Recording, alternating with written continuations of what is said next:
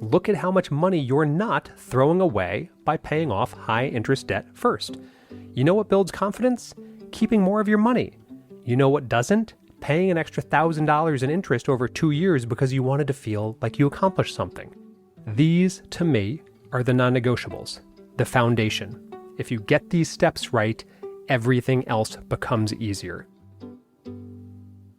Hello, friends. This is Tyler Gardner welcoming you to another episode of your Money Guide on the Side, where it is my job to simplify what seems complex, add nuance to what seems simple, and learn from and alongside some of the brightest minds in money, finance, and investing. So let's get started and get you one step closer to where you need to be. Welcome back to your Money Guide on the Side. I'm Tyler Gardner, and if you're new here, welcome to the only personal finance podcast that treats you like an adult, capable of understanding both compound interest and some of my occasional literary references. We're sitting now at episode 40, which in podcast years is roughly equivalent to making it through the first act of a Dickens novel. Lots of setup, occasional suffering, but guess what? We're getting somewhere. Today, we're talking about something every financial guru claims to have figured out, including myself, the order in which you should handle your money. The problem is, most of these systems were designed by people who have either never been broke or have spent so much time in the Dave Ramsey cinematic universe that they think paying off a $200 credit card before a $20,000 one at the same interest rate is somehow a winning strategy because it, quote, builds confidence. You know what else builds confidence? Not lighting money on fire. So today, I'm giving you my preferred financial order of operations, a framework that works whether you're making $40,000 a year or $400,000 a year, whether you're 25 or 55, and whether you believe in the efficient market hypothesis or think you can time the market because you read 3 articles on Seeking Alpha. And because once I started writing this down, I somehow couldn't stop from finding more components to address, you're welcome. Once again, this is a 2-part series. So today, we're covering the foundational steps. These are the non-negotiables that need to come before anything else. Next episode, we'll tackle the more nuanced decisions around emergency funds, taxable accounts, and debt strategy. And yes, I did just exclude emergency funds from the non-negotiables, and I will be more than happy to explain the reasoning as we progress. But before we dive in, as always, if the show has been helpful to you, or if you just enjoy hearing someone be mildly sassy about index funds from time to time, the best way you can help me out is by leaving a review on Apple Podcasts or Spotify, or sharing this episode with a friend who needs to hear that their financial advisor's 1.5% fee is not, in fact, industry standard. As a starving financial artist, I need and appreciate all the help I can get, and I value deeply having received over 1,000 reviews within the first 6 months of this show's being live. You all are amazing, and it makes it all worth it. Thank you, and now let's get into it. Order of operations, step number 1. Put your own oxygen mask on first. I've always loved the quiet wisdom of airline safety instructions. Simple, almost absurdly obvious lines that somehow contain the entire philosophy of a good life.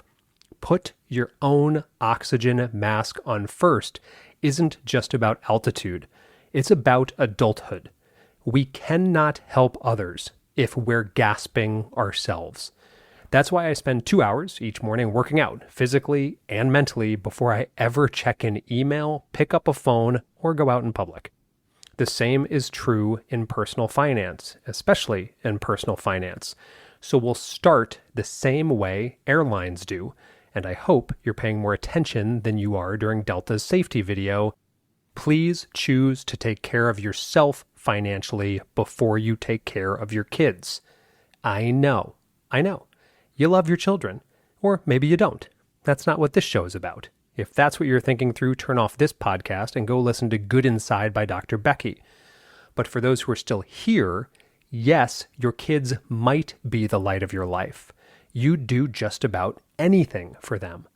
But you know what doesn't help them? You're being broke at 67 because you funded their 529 plan while carrying $8,000 in credit card debt at 22% interest. Every time you're on an airplane, assuming you still fly commercial like the rest of us common folk, the flight attendant will give you this same oxygen mask speech. Put yours on first, then assist others. This isn't because the airline industry is staffed by Ayn Rand enthusiasts. It's because you cannot help anyone if you're unconscious. The same applies to money. Your kids can get scholarships. They have more labor opportunity and potential earning power ahead of them. Or they could be like yours truly and choose to go to a state school. They can take out reasonable student loans. But you know what they can't do? Take out a loan for your retirement. And I see this all the time. Parents who are contributing to a 529 while they have no additional cash on hand, no retirement savings, and a Discover card balance that would make a loan shark blush. The intention is beautiful. The execution is financial self-immolation. Here's the thing. If you're financially stable, you're in a much better position to help your kids down the road if they need it. If you're broke, you become their problem. And if you've looked at the job market recently for college grads, you'd know kids will have enough problems without having to think about funding your ultimate healthcare needs. And I don't mean that cruelly. I mean it mathematically.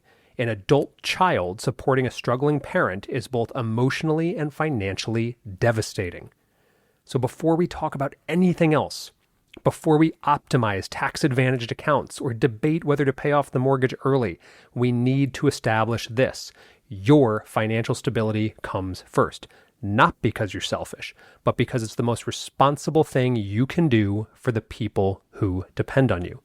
Put your own oxygen mask on first, then we'll talk about everything else. Okay, now that we can all take a breath together. Step number 2, it sounds simple, but it is crucial. Pay off your credit card debt first.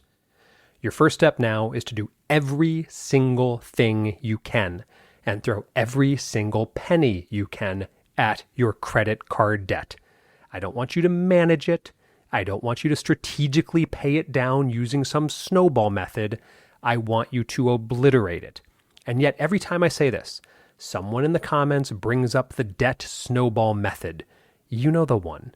Pay off your smallest debts first, regardless of interest rate, because checking items off a list gives you a psychological boost. Let me be clear. The debt snowball method is financial astrology. It's a horoscope for people who think Susie Orman and Dave Ramsey descended from Mount Sinai with some form of divine wisdom that the rest of us could only dream to one day inherit and practice. Paying off your smallest debt first, regardless of its interest rate, feels good in the same way eating an entire sleeve of Oreos feels good. Momentarily satisfying, but ultimately, you're worse off. Here's the math, which, unlike feelings, doesn't care about your level of confidence. If you have a $500 debt at 15% and a $5,000 debt at 22%, paying off the $500 first because it's smaller means you're continuing to pay 22% interest on $5,000 while you slowly chip away at something that's costing you way less. Congratulations, you've successfully prioritized theater over economics. And the argument I hear is always the same. But Tyler, people need wins. They need to feel progress. Okay, fine. You want to feel progress? Look at how much money you're not throwing away by paying off high interest debt first. You know what builds confidence? Keeping more of your money. You know what doesn't? Paying an extra $1,000 in interest over 2 years because you wanted to feel like you accomplished something. And although I never like speaking ill of other creators, if there is some self-proclaimed financial expert out there telling you to establish an emergency fund that pays you 4% on your money before tackling your 25% credit card debt that is eating you alive, well, that should be just about enough to give you a sense of what it means when someone has to self-proclaim their own expertise. Your credit card debt is your emergency, period.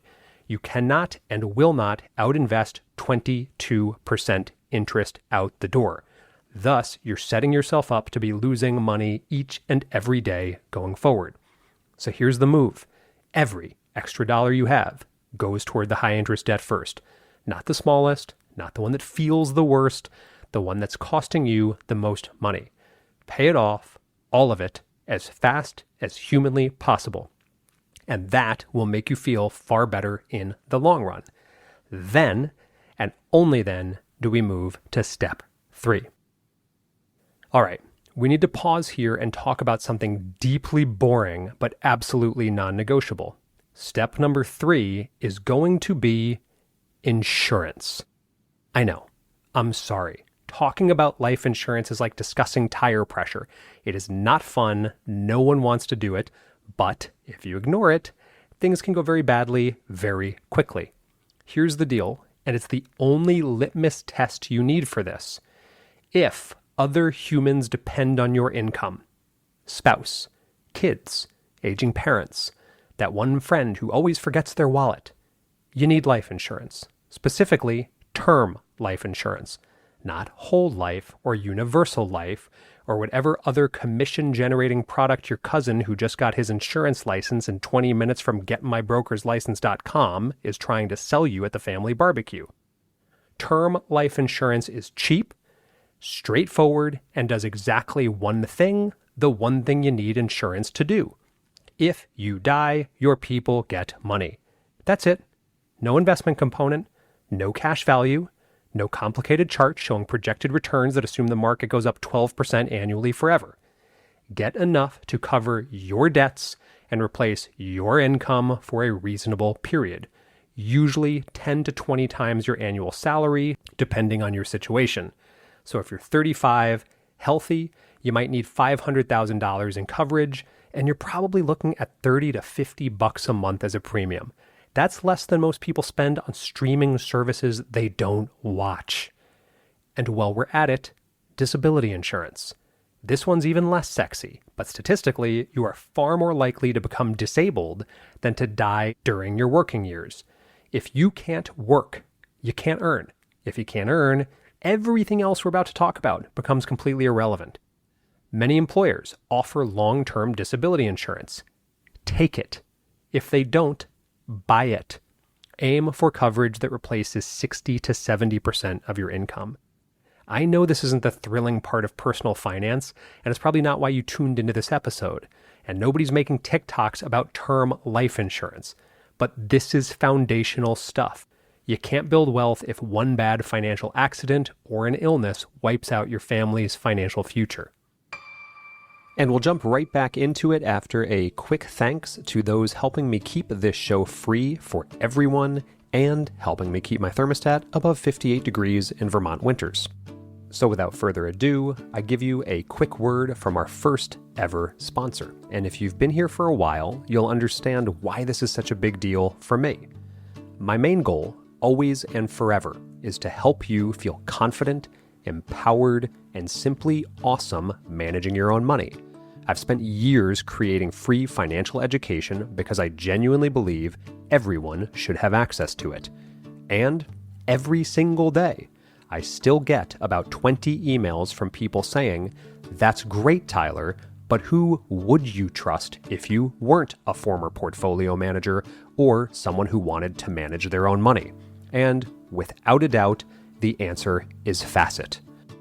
You all know I've been championing the flat fee model since day one, years before I linked up with Facet, because it's not twice as hard to manage $2 million as it is $1 million, and you shouldn't pay more simply because you have more.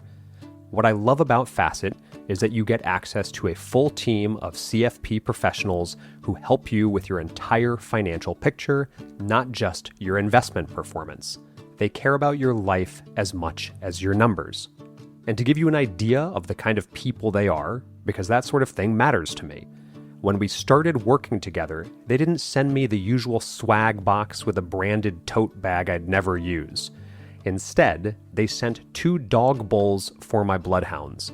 That told me everything I needed to know about who they are and what they value. It's also why I'm genuinely thrilled to have them as the first official sponsor of this show. So, if you're 90% of the way there, but want an expert hand with final allocation strategies, tax planning, or even unpacking your relationship with money and why it might be time for a change, visit facet.com/Tyler. That's facet.com/Tyler, and see why they're the only partner I have ever brought to you thus far as a resource. Facet is an SEC-registered RIA. This is not advice. All opinions are my own and not a guarantee of a similar outcome. I'm not a member of Facet. I have an incentive to endorse Facet, as I have an ongoing fee-based contract for cash compensation, as well as percentage of equity in Facet based on this endorsement. And now, back to the show. Now that that's taken care of, let's move on to the fun stuff. Step number 4, fund the Roth IRA. Now we get to one of my favorite accounts in the entire tax code, as many of you know, the Roth IRA. Most people know the Roth IRA as that retirement account where you pay taxes now and not later, which is true. But it undersells what makes the Roth genuinely brilliant. That is flexibility. Here's the thing almost nobody talks about. You can withdraw your contributions from a Roth IRA at any time, for any reason, with no taxes and no penalties. Not your earnings. Those are locked up until you're 59 and a half, with some exceptions. But the money you contribute, you've already paid taxes on that. That's yours. You can take it back whenever you want. You don't need to wait 5 years. That would be if you convert money from a pre-tax to a Roth. When you contribute directly to a Roth, you can take that back any time for any reason. Why is this crucial to me?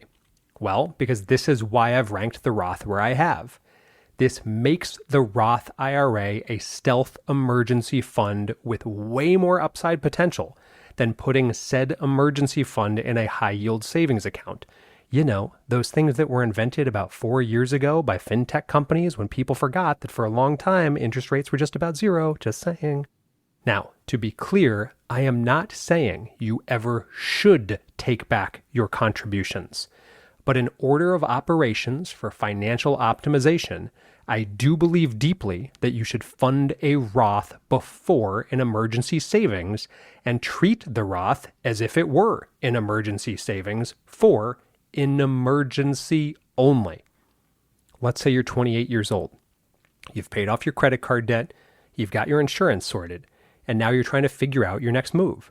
Standard advice is to build a 6-month emergency fund in a high-yield savings account before you do anything else. But here's the problem with that. Money in a savings account right now, even in a high yield, is earning, 3.5%, 4% if you're lucky, and that's before inflation and taxes. Adjusted for inflation, you're basically treading water. Meanwhile, if you put that same amount of money in a Roth IRA and invest it broadly in a low-cost index fund, let's say a total stock market fund or an S&P 500 fund, you're giving it a fighting chance to actually grow and outpace inflation. Over time, historically, the market returns around 7% after inflation, and that's a heck of a lot better than 3.5% before inflation. But Tyler, you're saying, what if I need the money and the market's down? Fair question. But here's the reality. True financial emergencies, and I want you to come along with me on this one. Let's just really take a leap of faith. You know, the kind where you need 5 figures right now. Those are rare. I'm not saying they don't happen. Medical crises, job losses, major car repairs, well, that's kind of more maintenance, but these things are real. But they're not frequent. And by the time you've built up a meaningful amount in your Roth IRA, you've likely also got a credit card with a decent limit or other options to float you for a few weeks while you liquidate assets in a quasi-responsible manner. And if you're invested in broad-based index funds, we're not talking penny stocks, mind you, the odds that even the worst case scenario in financial history will wipe you out are, well, as of today, 0.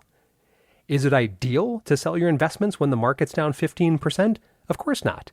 But you know what's worse? Having $20,000 sitting in a savings account earning 3% while inflation runs at 3%, meaning you've made 0 real return and the market's up 20% over that same period. The opportunity cost of holding too much cash is real and it's expensive. So here's my move. Max out your Roth IRA if you're eligible, $7,000 a year in 2025 if you're under 50, $8,000 if you're over. Invest it in a diversified low-cost index fund, and if you need the money in a true emergency, you can take back the contributions. And odds are you won't need the money.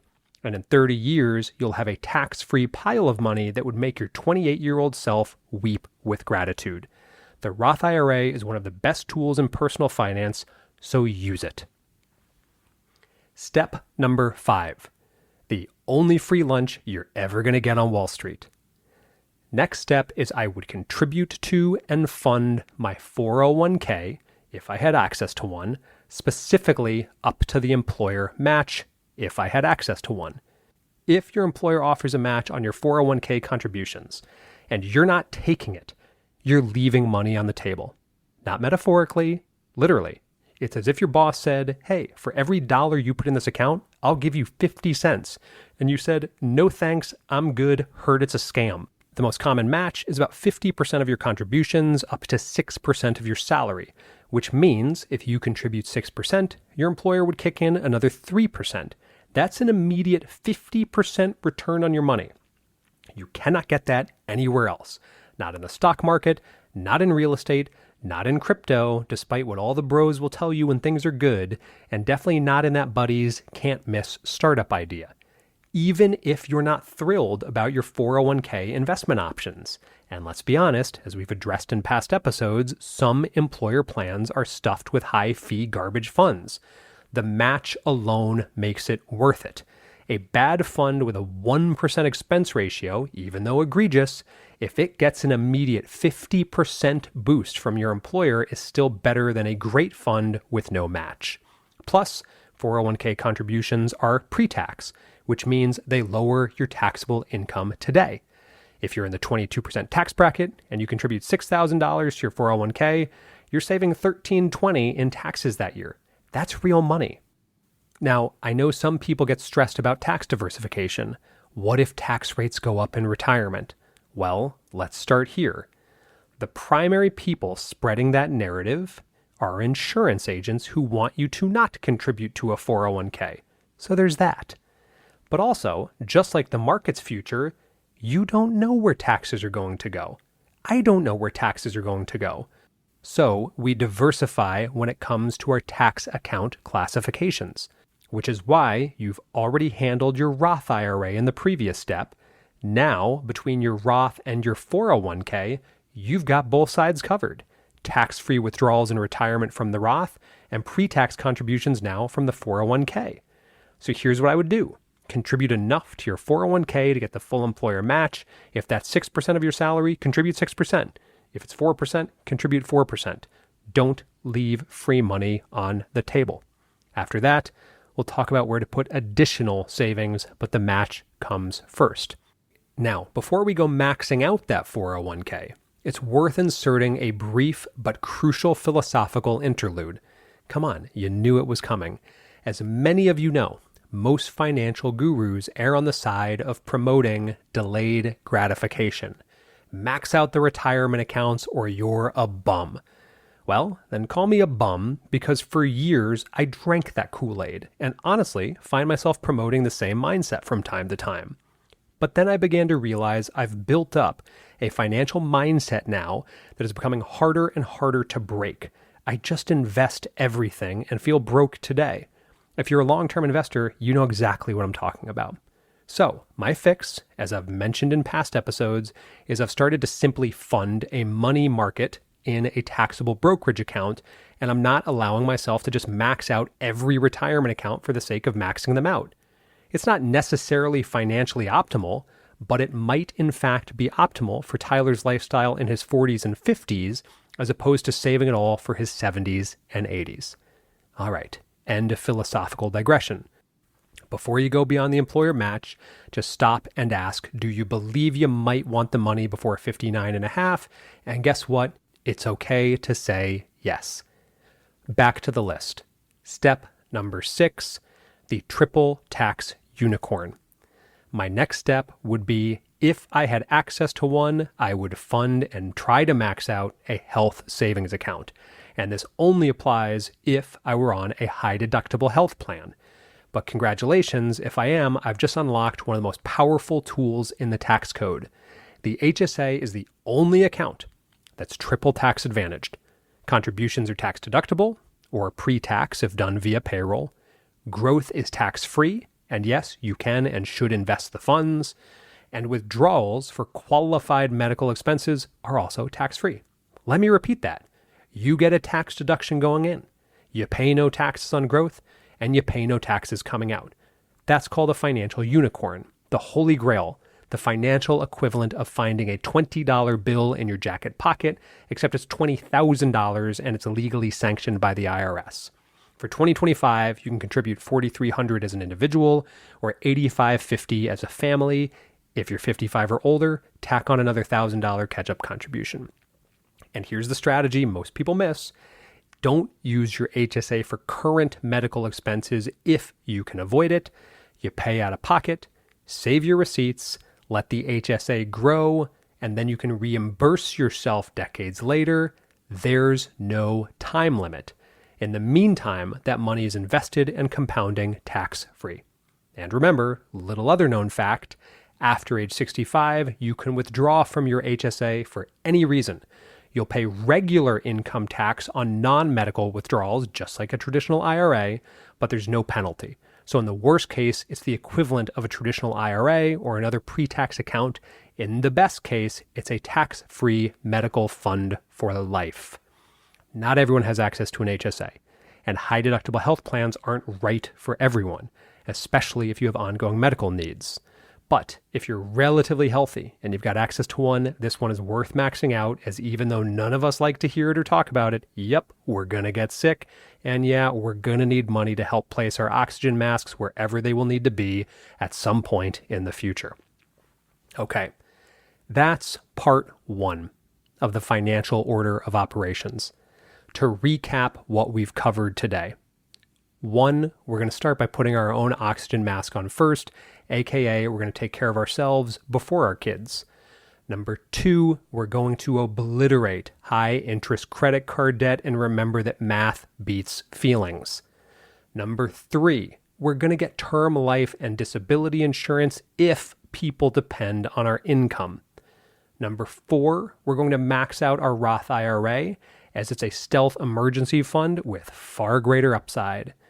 Number 5, we'll contribute to our 401k up to the employer match. Free money is free money. And number 6, we're going to max out our HSA if we've got one, triple tax advantage, and it's unbeatable. These, to me, are the non-negotiables, the foundation. If you get these steps right, everything else becomes easier.